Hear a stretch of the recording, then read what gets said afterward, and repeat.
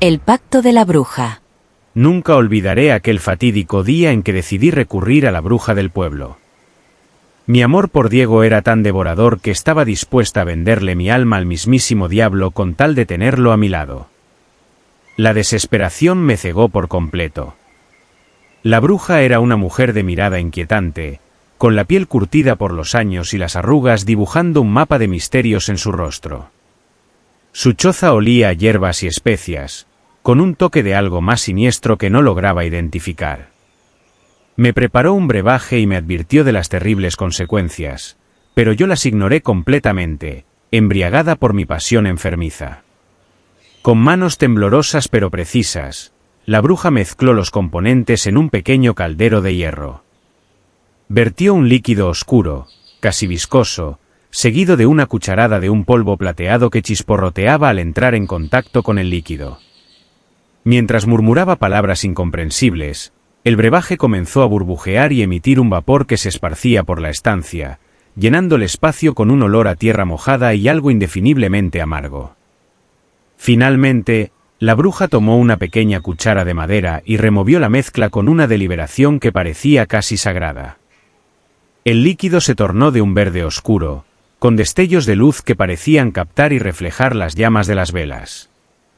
Me extendió el caldero, ahora conteniendo un líquido que se había calmado hasta un suave hervor. «Dale de beber esto», y dijo con una voz que resonaba con una gravedad que helaba la sangre.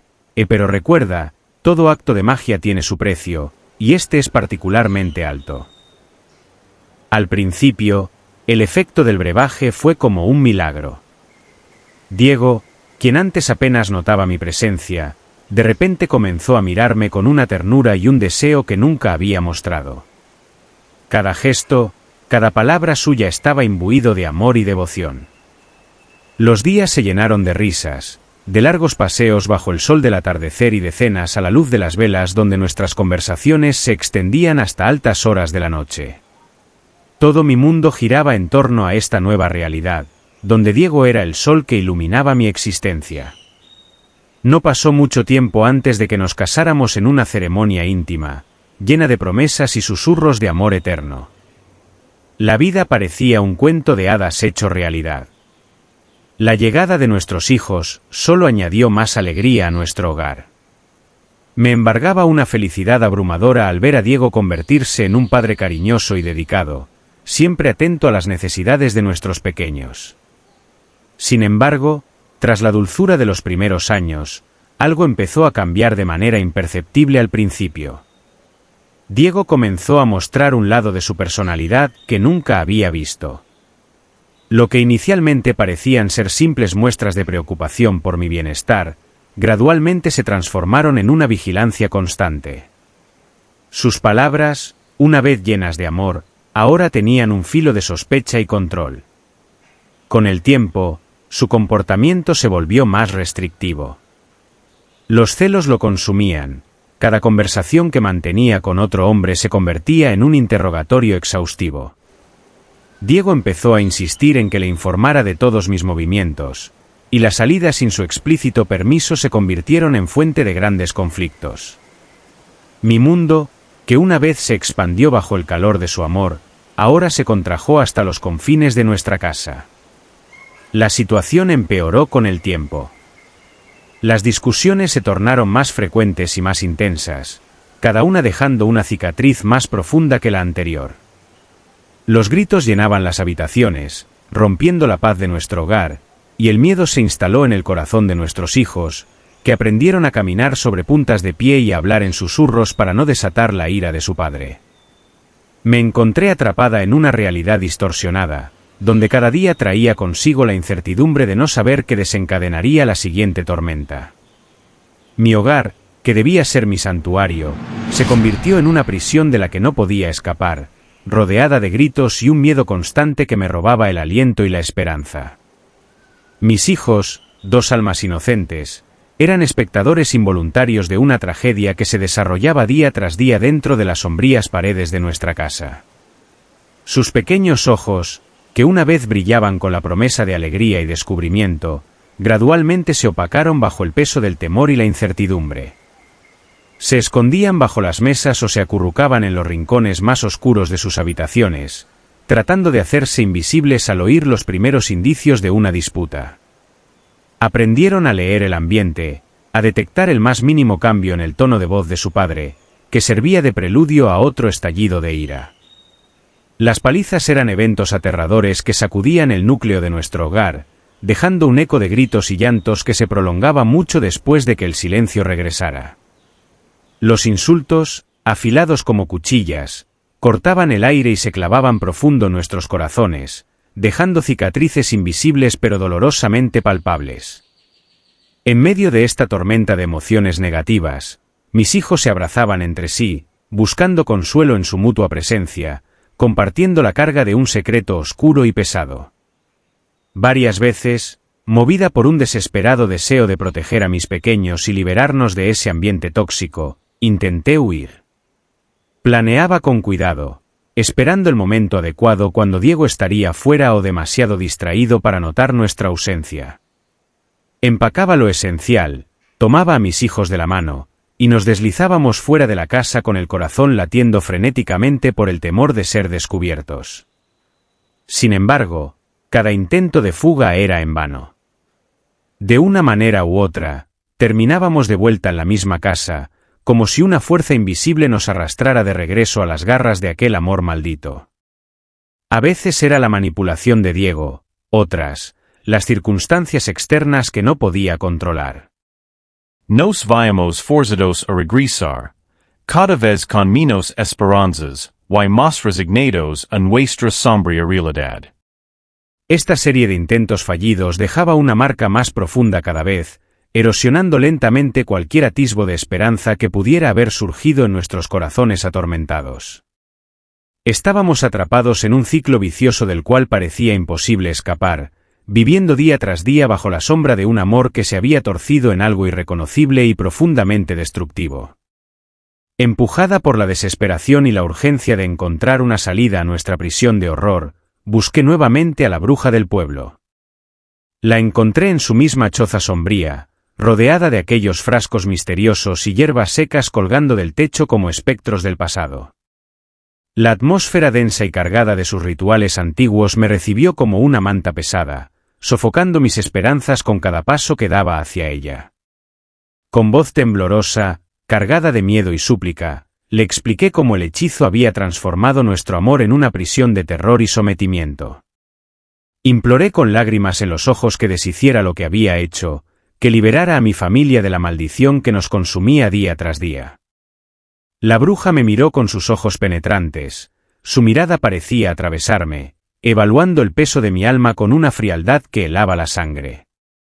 Una sonrisa maliciosa se dibujó lentamente en su rostro curtido, y su risa, áspera y cruel, resonó en las paredes de la choza como el canto de un cuervo en la noche. Y oh, pobre niña, y dijo con desdén, y tu alma ha sido de las fuerzas del mal desde el momento en que accediste a mi pacto. Bebiste mi brebaje y sellaste tu destino, y con él, el de Diego.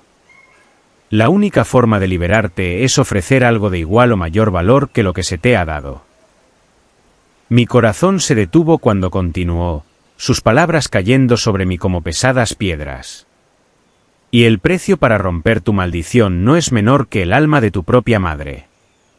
Un alma pura, libre de la corrupción de la magia oscura, es lo único que podría compensar lo que me debes.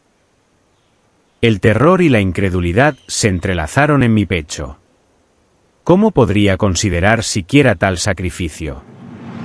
Mi madre, el pilar de bondad y luz en mi vida, ¿cómo podría entregarla a este destino oscuro? Era un precio que jamás sería capaz de pagar. El solo pensamiento de ello me llenaba de un horror indescriptible, una traición más allá de toda comprensión humana. Salí de la choza sintiéndome más perdida y desesperada que nunca, con la cruel verdad resonando en mi mente.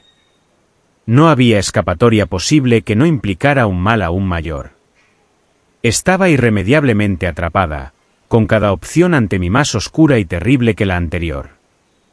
La esperanza se desvanecía en la densa niebla de mi realidad, dejándome a merced de un destino que no tenía la valentía de cambiar. Así que aquí estoy, viviendo en una prisión de amor enfermizo, atrapada para siempre en esta tortura. Los días se convierten en una continua repetición de desesperanza y miedo, un ciclo interminable que desgarra el alma. A veces, en la quietud de la noche, escucho las risas macabras de la bruja, resonando a través del viento como un siniestro recordatorio de mi fatal error. Esas carcajadas se entremezclan con los gritos de Diego, formando un coro de desdicha que perturba mi ser hasta lo más profundo. En la penumbra de nuestro hogar, envuelta en la sombra de las decisiones que tomé, mi alma, mi pobre alma condenada, solo anhela el descanso eterno que sé que jamás podrá alcanzar bajo este hechizo maldito. Cada día que pasa me hunde más en la desolación, buscando alguna salida, alguna manera de deshacer el daño sin incurrir en un mal mayor. Si alguien tiene alguna idea de cómo lograr vencer esta maldición, por favor, deje su comentario aquí. Cualquier pensamiento o sugerencia podría ser la luz que necesito en esta oscuridad que me consume. Mi nombre es Elena y les mando a todos un fuerte abrazo. Sombras del encantamiento. Daniel siempre había sido un aficionado a lo oculto y lo místico. Desde niño, su vida giraba en torno a libros de magia y mitología. Sin embargo, nunca había considerado que esos elementos pudieran tener un lugar en la realidad, hasta que entró en la preparatoria y conoció a Milagros. Ella no solo compartía su fascinación, sino que creía fervientemente en la magia como una fuerza real y tangible. Juntos exploraron esta nueva dimensión, profundizando en el esoterismo con una mezcla de curiosidad y escepticismo por parte de Daniel. Un día, una nueva estudiante, Laura, llegó a la escuela. Algo en ella cautivó a Daniel de inmediato, su presencia parecía irradiar un brillo misterioso que lo atrajo sin explicación. A pesar de los consejos de Milagros, quien le sugirió que se centrara en conocerla primero como amiga, Daniel decidió intentar conquistarla. Tras un rechazo humillante, se encontró devastado y, en un acto de desesperación, decidió recurrir a un hechizo de endulzamiento que encontraron en un foro antiguo de brujería. En su búsqueda por ganarse el corazón de Laura, Daniel decidió complementar el hechizo de endulzamiento con una táctica más íntima y audaz. Bajo el consejo oscuro de un antiguo libro encontrado en el ático de Milagros, preparó un té especial para Laura, infundido con un elemento personal, el agua en la que había lavado su propia ropa interior. Creía que al combinar la magia tradicional con un toque personal, el efecto sería irrefutable. Este té, según el libro, funcionaría como un catalizador potente para el hechizo, atacando tanto desde fuera con el ritual como desde dentro con el té. Una noche de luna llena, en la penumbra de un bosque cercano a la escuela, Daniel y Milagros trazaron un círculo de sal y encendieron velas alrededor para llevar a cabo el ritual de endulzamiento. Daniel, con manos temblorosas, mezcló el té mientras Milagros recitaba antiguos encantamientos. Finalmente, ofrecieron el té a la luna antes de que Daniel se lo entregara a Laura al día siguiente. Al principio, el efecto del hechizo no fue evidente. Laura seguía mostrándose indiferente, y Daniel comenzó a dudar de la eficacia de sus esfuerzos. Sin embargo, tras algunos días, notó un cambio gradual en ella. Laura comenzó a buscarlo durante los recesos, siempre con una sonrisa cálida, y poco a poco, la frecuencia de sus encuentros aumentó. Sus conversaciones se volvieron más profundas y personales, y eventualmente, ella aceptó salir con él. Al inicio, Daniel estaba extasiado, parecía que su sueño se estaba haciendo realidad. Sin embargo, la felicidad se tornó rápidamente en inquietud. Laura empezó a manifestar un comportamiento extremadamente posesivo y obsesivo. Requería su atención constante y se molestaba si él pasaba tiempo con amigos o incluso con Milagros. La relación, que comenzó como un cuento de hadas, se transformó en una jaula de celos y demandas. Daniel se dio cuenta de que había distorsionado la naturaleza de su relación con Laura. No solo había manipulado sus emociones a través del hechizo, sino que también había invadido su autonomía personal con el té. El amor que él había soñado ahora parecía una sombra oscura y retorcida, un reflejo de la manipulación y no del verdadero afecto. Atrapado en la telaraña de su propia creación, Daniel comenzó a buscar maneras de liberarse y de liberar a Laura de las cadenas del hechizo que los ataba. La situación se volvió insostenible rápidamente. Laura, atrapada en una obsesión alimentada por el hechizo, seguía a Daniel con una intensidad que rayaba en lo peligroso. Mensajes de texto amenazantes llenaban el teléfono de Daniel a todas horas, y Laura aparecía en los lugares más inesperados, desde la cafetería de la universidad hasta el pequeño parque donde solía relajarse después de clases. Daniel, sintiéndose acorralado y culpable, sabía que tenía que poner fin a la situación de una vez por todas. En su desesperación, Daniel buscó la ayuda de varios expertos en lo oculto. Visitó a brujas, videntes y magos, cada uno con su propio conjunto de rituales y soluciones, pero ninguno parecía tener la respuesta definitiva para romper el hechizo de manera segura. Los días se convertían en semanas, y cada intento fallido solo aumentaba su desesperación. Finalmente, en un rincón olvidado de la ciudad, encontró a un viejo brujo, cuya fama de sabiduría y poder lo precedía. El brujo escuchó atentamente la historia de Daniel, sus ojos profundos y serios analizando cada palabra. Tras un largo silencio, reveló una solución posible pero peligrosa: la transferencia del hechizo a otro objeto de amor, específicamente a través de un ritual que implicaría la ropa interior de otro hombre, infundida en una bebida, tal como Daniel lo había hecho inicialmente. El brujo advirtió a Daniel con severidad. Este método no solo era arriesgado, sino que también planteaba serias cuestiones éticas. Transferir el hechizo podría liberar a Daniel y a Laura, pero significaría enredar a otra persona en un ciclo de obsesión y dependencia, potencialmente causando más daño. Y este camino puede liberarte, pero a un costo que alguien más tendrá que pagar, y explicó el brujo, su voz cargada de una advertencia ominosa. Daniel se encontraba en una encrucijada moral. Por un lado, la necesidad de liberarse a sí mismo y a Laura de la agonía que había creado. Por otro, la posibilidad de infligir sufrimiento a otro ser inocente. La decisión pesaba sobre él como una losa. ¿Podría realmente arriesgarse a dañar a alguien más para terminar su propia pesadilla? La noche cayó mientras Daniel reflexionaba, la imagen de Laura, confundida y perdida bajo el hechizo, confrontándolo con la dura realidad de sus acciones pasadas y el doloroso precio de su libertad potencial. La decisión de Daniel pesaba enormemente en su conciencia. Sabía que utilizar a otra persona como un sustituto en su hechizo era moralmente cuestionable. Sin embargo, la desesperación por liberarse a sí mismo y a Laura de la tortura emocional en la que se encontraban, lo llevó a buscar una solución que pudiera minimizar el daño potencial. Después de muchas noches sin dormir y largas conversaciones con Milagros, quien permanecía a su lado como un faro de apoyo moral, Daniel llegó a una solución que le parecía la menos dañina. Decidieron visitar una tienda de ropa de segunda mano, un lugar donde podrían encontrar una prenda íntima de un desconocido, sin tener que involucrar directamente a alguien en su situación. Esta opción, aunque lejos de ser ideal, ofrecía una distancia emocional y física del propietario original de la prenda, reduciendo así la posibilidad de causar un daño directo y personalizado. En la tienda, Daniel eligió cuidadosamente una prenda, intentando disociar cada artículo de su anterior propietario. Con la prenda en mano, preparó un nuevo té, un té del amor y modificado, que esperaba pudiera transferir el enlace mágico de Laura hacia la prenda y liberarla de la obsesión sin lastimar a otra persona. El ritual se llevó a cabo bajo una nueva luna, simbolizando un nuevo comienzo y la esperanza de una resolución pacífica.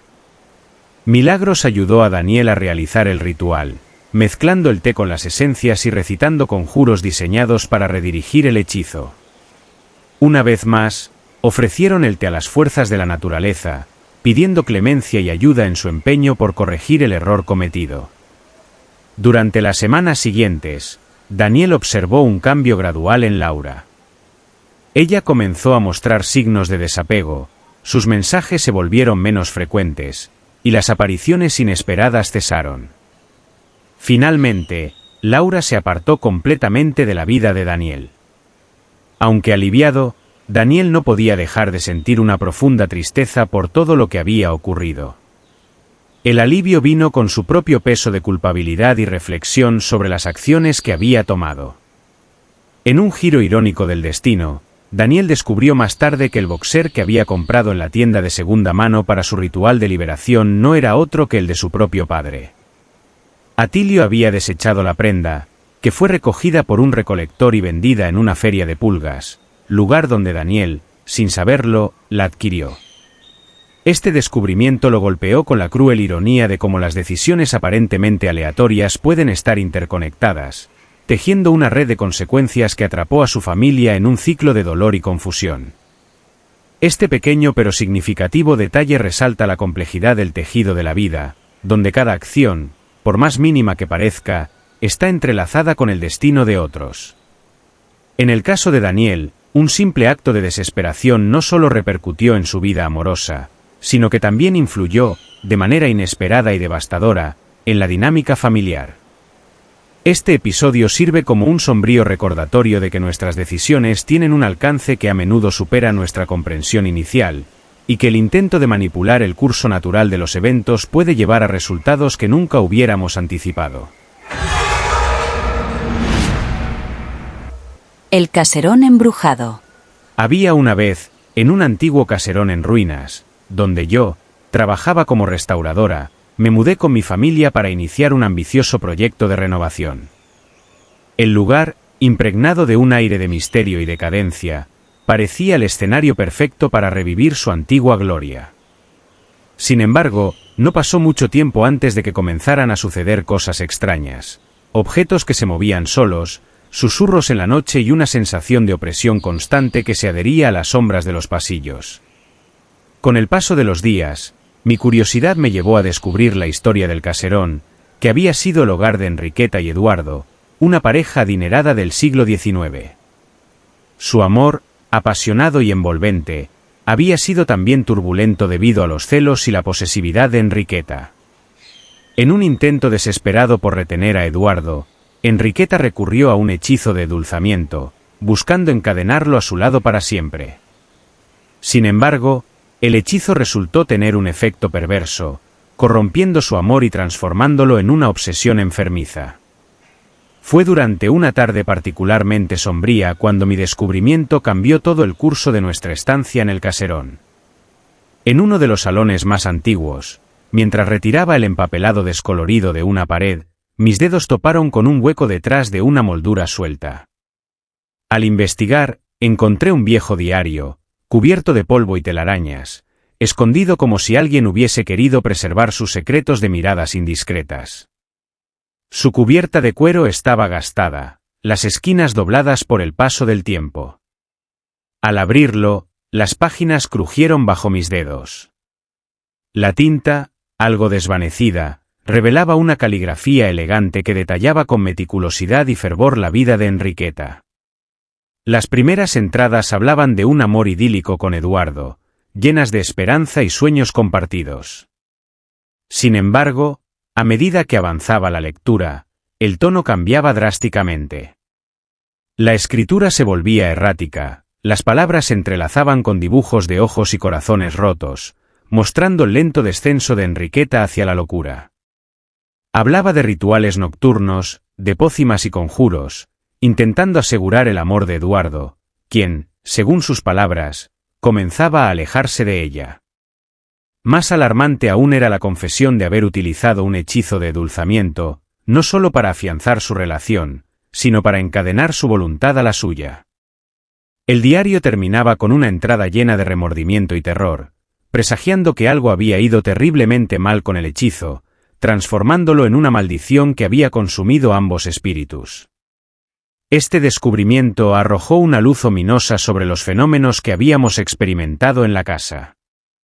Los objetos que se movían por sí solos, los susurros apenas perceptibles que resonaban en los pasillos oscuros, todo empezó a cobrar sentido.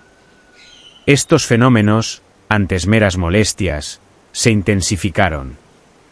Los retratos en las paredes parecían seguirnos con la mirada, los libros se caían de los estantes sin razón aparente, y las puertas se cerraban de golpe, atrapándonos a veces en habitaciones frías y sombrías.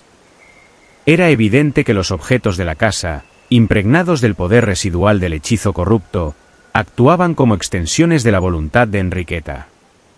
Se volvían cada vez más agresivos, casi como si intentaran expulsarnos del caserón. Sin embargo, lo que más temíamos era que el hechizo nos arrastrara hacia la oscuridad que había consumido a Enriqueta y Eduardo, perdiendo nosotros mismos la cordura y quedando atrapados eternamente en ese lugar de desesperación. Mi familia y yo nos dimos cuenta de que debíamos actuar, no solo para protegernos, sino también para intentar liberar las almas torturadas de Enriqueta y Eduardo, atrapadas en un bucle infinito de amor y locura. Así comenzó nuestra búsqueda desesperada por romper el hechizo y restaurar la paz en el caserón. Con cada día que pasaba en el caserón, la atmósfera se volvía más opresiva, un recordatorio constante de que debíamos actuar rápido. Sumergida en la lectura de antiguos libros de ocultismo y hechizos, busqué desesperadamente una solución en la extensa biblioteca que encontramos en una de las salas más antiguas del caserón. Estudié manuscritos polvorientos y textos olvidados, tratando de entender la naturaleza del hechizo que Enriqueta había utilizado y cómo podría ser revertido. La investigación fue exhaustiva y frustrante. Cada intento de replicar un encantamiento para contrarrestar el hechizo solo parecía aumentar la actividad paranormal en la casa. Las velas se apagaban repentinamente, los espejos se empañaban con formas sombrías y los pasillos resonaban con el eco de gritos distantes. La temperatura descendía drásticamente hasta convertir nuestro aliento en vapor, como si la misma casa rechazara mis esfuerzos. Después de semanas de esfuerzos infructuosos y muchas noches en vela, finalmente, un viejo grimoire en la esquina más oscura de la biblioteca me proporcionó la respuesta que necesitaba. El libro, encuadernado en piel con símbolos arcanos en su cubierta, contenía un capítulo sobre rituales de inversión, diseñados específicamente para deshacer hechizos fallidos o maldiciones. Según el texto, el ritual no solo requería replicar la estructura básica del hechizo original, sino que necesitaba ser realizado con un enfoque en la liberación y el perdón, en lugar de control y posesión. Armada con este nuevo conocimiento, preparé el ritual de liberación. Recogí los ingredientes necesarios, que incluían hierbas raras, esencias purificadoras y un objeto personal que había pertenecido a Enriqueta, encontrado entre sus pertenencias conservadas. El ritual tenía que llevarse a cabo en la medianoche exacta, cuando el velo entre los vivos y los muertos es más delgado. Cuando llegó la noche del ritual, el caserón pareció anticipar nuestras intenciones. Un viento gélido soplaba a través de las ventanas rotas, creando un coro fantasmal con sus silbidos. Las puertas comenzaron a cerrarse con estrépito, como si fuerzas invisibles intentaran impedir nuestra tarea. Con mi familia reunida en el gran salón, donde el hechizo había sido lanzado por primera vez, formamos un círculo alrededor del pentagrama que había dibujado en el suelo. Con cada palabra del encantamiento, la tensión en el aire aumentaba. Las sombras parecían moverse, retorciéndose los bordes de la habitación, y una presencia fría e imponente se palpaba entre nosotros. Al completar el ritual, una luz brillante estalló repentinamente, y el viento cesó tan abruptamente como había comenzado. Un silencio profundo llenó la casa, seguido por una sensación de alivio que flotaba como un susurro de libertad en el aire. Habíamos roto el hechizo, liberando no solo a Enriqueta y Eduardo de su tormento eterno, sino también a nosotros mismos del sombrío destino que nos había amenazado. En el clímax del ritual, mientras cada miembro de mi familia sostenía una vela y formábamos un círculo en el centro del salón principal, comenzamos a recitar el hechizo de liberación. Las palabras del antiguo texto resonaban en el vasto espacio, cada sílaba vibrando contra las paredes como un eco del pasado. A medida que avanzábamos, la atmósfera se cargaba con una energía palpable, casi eléctrica, que hacía que la luz de las velas titilara frenéticamente. Fue entonces cuando la presencia de Enriqueta se hizo más tangible. Al principio, solo fue una sombra al borde de nuestra visión, un mero susurro de movimiento en la periferia. Pero a medida que el hechizo se acercaba a su culminación, su figura se materializó ante nosotros. Era una aparición espectra, etérea, vestida con un vestido de la época que flotaba alrededor de su forma como niebla. Sus ojos, profundamente humanos a pesar de su naturaleza fantasmal, reflejaban un torbellino de emociones, dolor, desesperación y quizás un destello de esperanza. La intensidad de su mirada era casi abrumadora, como si pudiera ver directamente en nuestras almas. A medida que pronunciábamos las últimas palabras del hechizo, la figura de Enriqueta comenzó a disiparse lentamente. Fue como observar el desvanecimiento de la niebla al amanecer. Sus rasgos se suavizaron, y la tristeza en sus ojos dio paso a una serenidad que no parecía haber experimentado en siglos. Con un último suspiro que pareció liberar toda la tristeza acumulada, su presencia se desvaneció completamente, dejando atrás una sensación de calma. El silencio que siguió fue profundo y completo. Las velas dejaron de parpadear y la luz se estabilizó, mientras que los objetos que habían estado poseídos por la agitación de Enriqueta se aquietaron. Los susurros y los ecos de pasos fantasmales cesaron, como si la casa misma exhalara un suspiro de alivio. En ese momento, todos nosotros, mi familia y yo, sentimos un peso levantarse de nuestros hombros, una liberación de la tensión y el miedo que habían marcado nuestras vidas desde que llegamos. Habíamos liberado no solo a Enriqueta, sino también al caserón de la maldición que lo había atado al pasado. Los lazos oscuros y retorcidos que habían enredado la estructura y sus habitantes habían sido disueltos. Aunque decidimos no quedarnos, dado todo lo que habíamos vivido allí, al marcharnos no pude evitar mirar atrás con una mezcla de nostalgia y alivio. En ese último vistazo, el caserón ya no parecía una prisión de memorias dolorosas, sino más bien un lugar que había recobrado su paz, un sitio que, por un breve momento, había sido nuestro hogar y que ahora dejábamos atrás, tranquilo y sosegado. Si te gustaron estos relatos, dale like, suscríbete y comparte. Mira a continuación estos relatos que también están muy interesantes.